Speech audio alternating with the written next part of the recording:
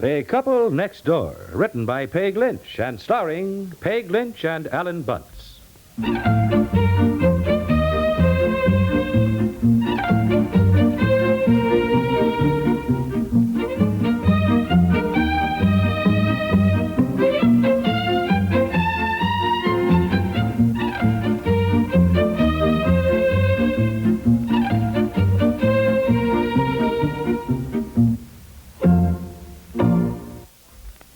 It's National For Heaven's Sake Make Enough Jell-O This Time week. Tell everybody you know, and don't let the week go by without Jell-O. Hello, this is Don Wilson for Jell-O, asking you, beseeching you, for heaven's sake, make enough Jell-O this time. Make enough for all your family, all your Jell-O-loving friends who come to call. For heaven's sake, make enough Jell-O this time. Jell-O.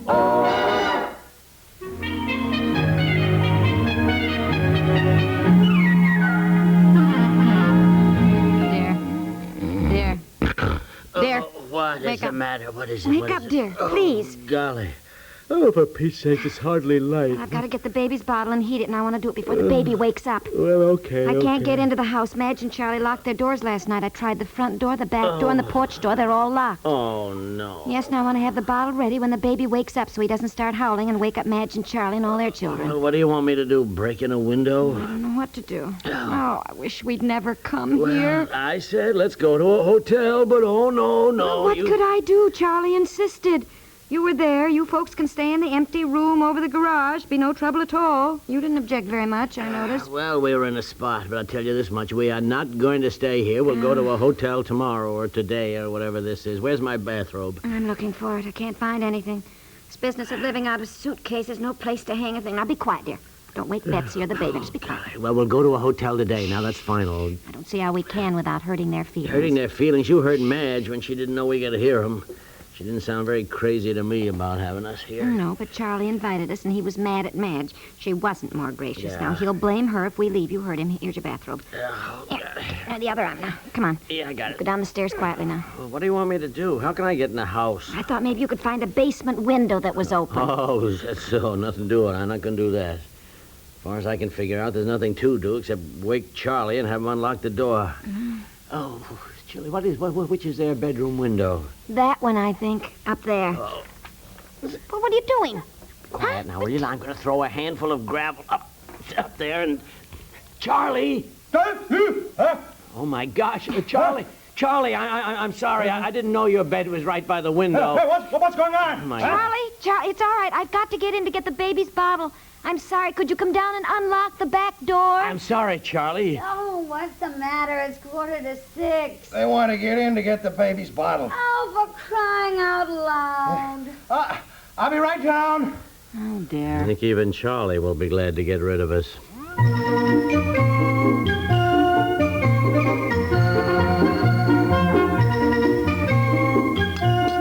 Well, good morning. Well, dear, have some breakfast.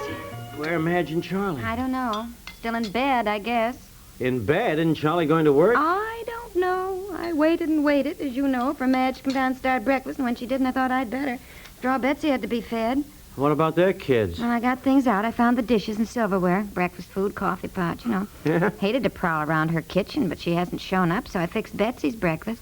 Then their 4 kids came down and got their own breakfast. They said they got their own breakfast every morning. They do? Well, it's what they said, and personally, I think it's terrible. Well. You should have seen what they ate, anything they wanted to, apparently.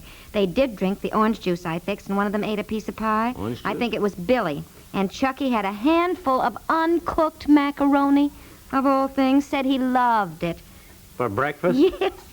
Bobby had a piece of toast, which he put ketchup on, and Carl ate a box of marshmallows. Oh, no kidding. Well, I didn't say Oh, anything. boy. It's none of my business, but honestly, what kind of a mother is Madge? Those children should have balanced breakfast. Marshmallows and uncooked macaroni.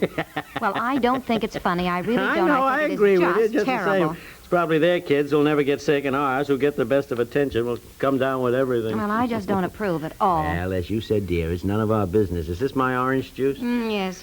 Hey, wait a minute. I think I hear somebody coming downstairs. Oh, it's Madge. Good heavens, I think she's walking in her sleep. Oh. Good morning, Madge.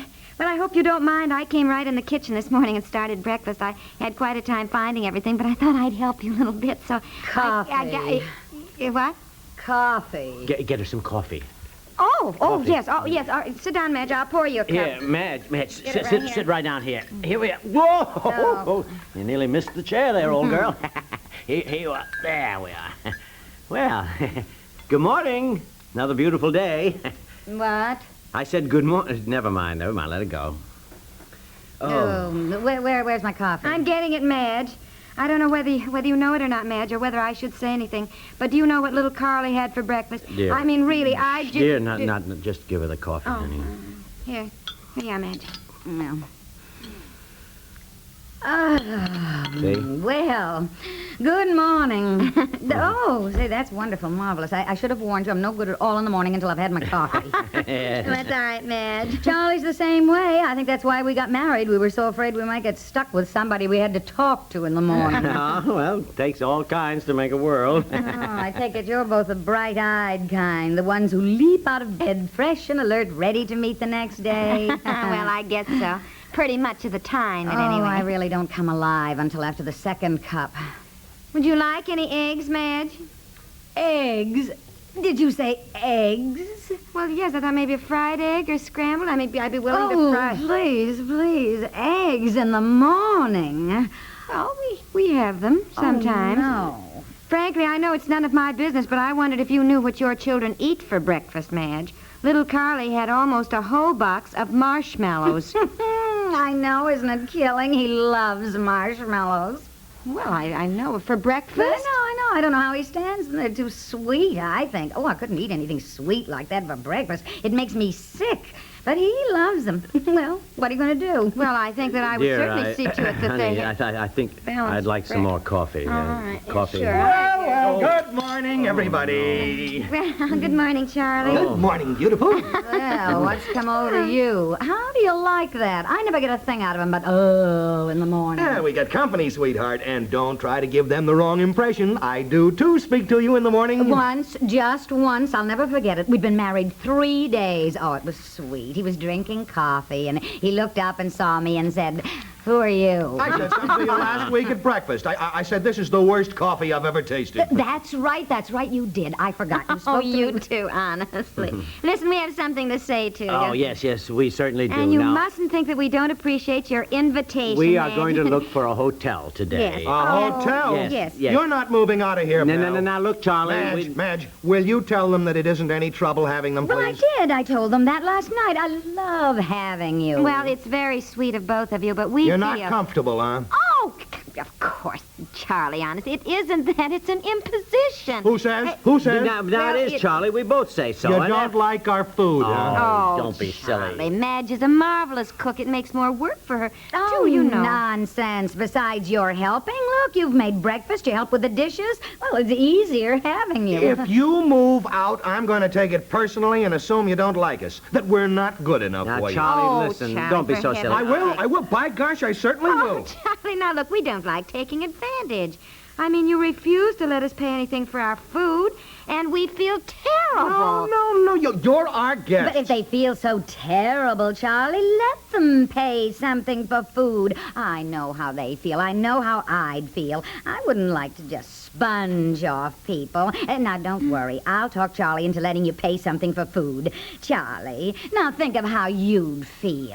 Well, thank you, Look, Madge. Charlie, it isn't only that. I mean, well, it just isn't right taking advantage of you two. Now, look and here. You're not taking advantage in any way. Well- Why, you've got enough bills to pay building your house, your new house. Why should you hand over a fortune in rent at some hotel? Well, I know, Charlie, but we feel terrible to If think they that... feel so terrible, Charlie, let them pay a little rent. I mean, I know exactly how you feel. No, absolutely Well- not. I draw the line at that. Well- Food, yeah. Rent, no. Oh, now, Charlie, let's be sensible. You know, we wouldn't stay here for nothing. And if you refuse to let us pay rent, then we'll just go out and buy some present for you. Maybe it'll be something you don't want anyhow. Now, wouldn't it be better to give you the money, No, Charlie? absolutely not. And you don't have to go buying us any presents. Well, we will, Charlie. I wouldn't think of not doing it. I just Okay, would. okay. I won't take a penny for rent, but if you want to go out and pick up a little something for Madge, okay. A little something like a dishwasher, maybe. A A dishwasher? dishwasher.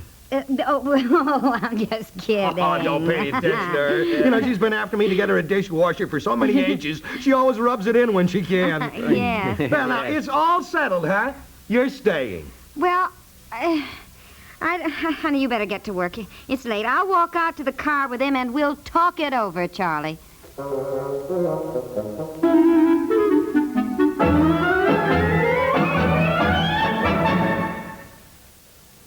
We'll return to the couple next door in just a moment. It's true that none of us can be all things to all people, but there's no reason why you shouldn't break out of your own routine long enough to enjoy our realistic Western adventures on Gunsmoke, or share in the emotions and experiences of the people whose stories are dramatized on CBS Radio's City Hospital. To live the life of a pioneer in Dodge City, join us on CBS Radio each Saturday and Sunday as thieves, cattle rustlers, dance hall girls, and even respectable people stir up excitement on Gunsmoke. New worlds of interest open to you each Saturday, too, as most of these same stations bring you CBS Radio's City Hospital. Go behind the scenes at a huge metropolitan medical center this Saturday. Meet people at crucial moments in their lives. And follow Dr. Barton Crane as he solves each human interest problem on CBS Radio's City Hospital.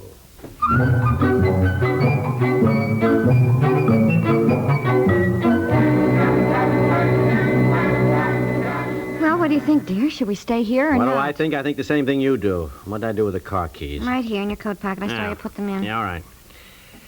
Buy Madge a dishwasher. Oh, she was kidding, dear. A dishwasher. She was not kidding. Do you realize what it would cost us to stay at a hotel for 2, maybe 3 weeks with Betsy and the baby? I know, and that's why Charlie thinks it would be silly of us to do that, dear. Cost us more than a dishwasher would. Oh, Those things run around $300. Look, Madge isn't so dumb. She figured this out. Don't kid yourself. How to get herself a nice dishwasher. Well, then we won't save anything at all staying That's here. right, unless I can get a dishwasher wholesale. Oh, now, look, I can't believe Madge would say... I mean, she's certainly a strange person, but I'm sure she was joking, Maybe so, but you sweetheart. just wait and see. In the long run, staying here with them is going to cost us more. Well, should we pack up and go to a hotel? How can we do that? Charlie's got all our furniture stored in his garage here. We're obligated to him for that. Yes. And you still got to think of the rabbits and the chickens and the turtles and the dog, which we can keep here with us. Yes. Well, anyhow, I got to get to work. Yes.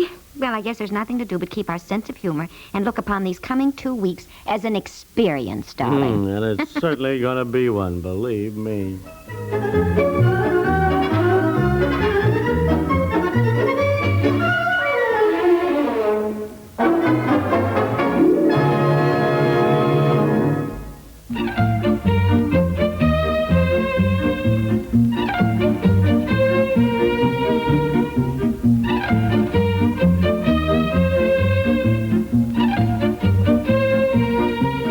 The Couple Next Door is written by Peg Lynch and stars Peg Lynch and Ellen Bunce with Don Briggs and Audrey Christie and is produced by Walter Hart.